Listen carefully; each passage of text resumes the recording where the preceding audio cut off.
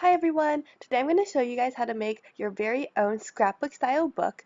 And for me, I made mine completely out of recycled paper, so if you want to do that, you should definitely try doing that as well. I think it creates a really cool effect, and my recycled paper is all really thick paper that I got for free, so it's a really nice thick type of book for me. So first I'm going to show you guys things you'll need, which is a paper cutter, to cut all your little strips of paper that you're going to weave together, a ruler to measure them. You're also going to need a pair of scissors. You're also going to need a hole puncher for the very end, so keep that later. Some tape, and I use clear tape. You can use colored duct tape if you want. Two little metal rings, and I just had these lying around, but I think you can get them from the dollar store if you really don't have any just in your house, wherever. And of course, a lot of pieces of paper. So I have a lot of college mail that they send me, so I'm going to use that. But if you aren't a student like me and you don't have any, then you don't have to. So the first thing I'm doing is I am measuring out my slips that I'm going to weave together. So I chose to do 10.5 inches the long way, and my short side is going to be 1.5 inches, and that's just because I wanted to make a square shaped book. And so if you divide 10.5 by 1.5, you get 7. So that means that I will have 7 strips vertically and 7 strips horizontally. It's just going to work out really nice that way. So if you want to do that as well, you can do 10.5 and 1.5. However, you can make your strips any size you want. It's really just up to you. Obviously, make yours a little more rectangular than that one is, but that's just to give you a rough idea of how you want it to be. So then you're going to take your paper cutter and you're going to cut out your strips. So for me, I normally don't draw my strips out. I just actually just cut them with the paper cutter. You see there are markings on the paper cutter so that you can kind of see it, but here I'm just going to show you guys with the marking so you can kind of see like how you can do it. But yeah, after a while, after you cut hundreds of these, which you will need hundreds of them, you might not want to do that. So now I have my strips, and I have 14 strips right here. So you can actually count them. I have 14 because you need 7 each direction to make my square.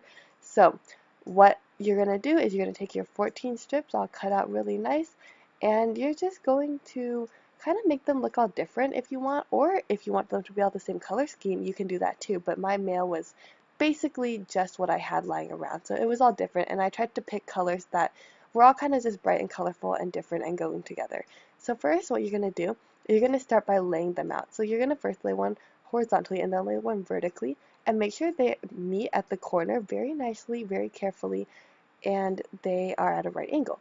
And then you're just going to start adding extra slips. So now I'm adding another one horizontally, and then this one is the opposite, so this one's on top of the vertical one, and then now I'm adding one vertically. So this one is going to be the opposite of my first vertical one, so it's going to go under and then over, and then I'm going to push them all really tight, making sure there's not too much space in between, because I really don't want there to be space in between in this book. And so now I'm just going to fast forward through the rest of this.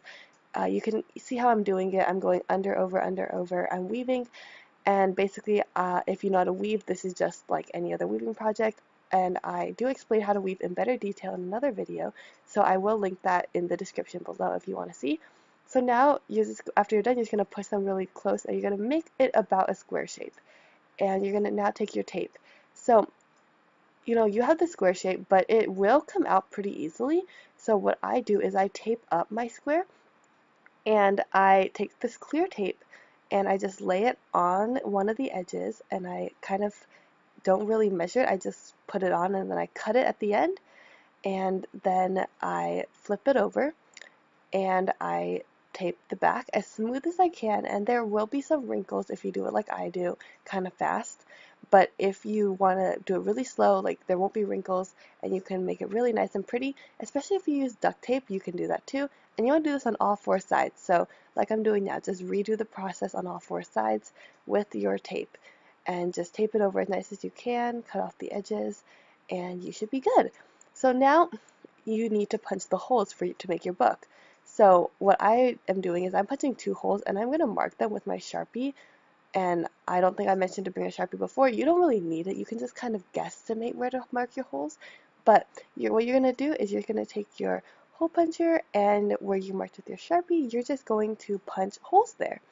So pretty simple, pretty straightforward, just punching holes, right? Um, and for me, I'm doing 2 holes for my book. If your book is bigger, you want to do 3, then that's fine. If your book is smaller, you want to do 1, that's fine. Or even if your book is the same size as mine, you want to do 3, like whatever you want to do, it's your book. So I have my 2 holes now, and I'm going to do that for all my pages. So I have all my pages done, and now I'm going to take my rings. I'm going to open them up, and these rings are nice because you can just open them up really easily, and you can close them, but they don't come out too easily. So you're just going to thread the rings through all the holes, and so now I'm going to speed this process up so you can see. And basically what you want to do is make sure all of them are nice on the ring, and then close the ring, and do the same for the other ring. So putting them all through all the holes, and you can do this pretty quickly if you try. So now I'm done with the whole book. As you can see, you can flip through it, and you can see all the different pages. Yeah, so my address may or may not be on some of them, so I can't really show you all the pages, but this is a great project.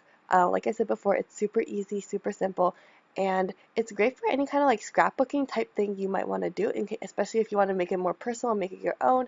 So I highly recommend it. If you guys ever make this, be sure to show me, and I'd love to see everything you can create. It is something that I think you should try. So thanks for watching. See you later. Bye.